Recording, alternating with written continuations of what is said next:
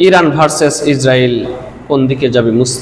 মুসলমানরা কোন দিকে যাবে? সূরা রুমে মহান রব্বুল আলামিন দিক নির্দেশনা দিয়েছেন।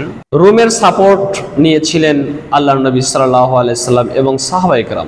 তারা মুসলমানদের সাথে কিছুটা হলেও মিল ছিল, তারা আহলে কিতাব ছিল।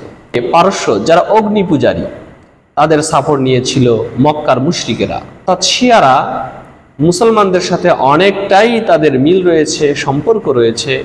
সেই হিসেবে মুসলমানরা ইরানের সাপোর্ট নিবে আর ইসরায়েলকে অবশ্যই প্রত্যাখ্যান করবে। ইহুদিদের জন্য আমরা বদদোয়া করে থাকি, বলি গায়রিল মাগদুবি আলাইহিম ওয়ালাদ-দাল্লিন, যাদের উপরে গজব নাজিল হয়েছে ওই সকল রাস্তার উপরে আমাদেরকে চালায়ও না। তাদের সাথে না চলার জন্য মহান রব্বুল আলামিনের কাছে আমরা অঙ্গীকার করি। সুতরাং ইসরায়েলের সাপোর্টার কোনো মুসলিম হতে পারে না।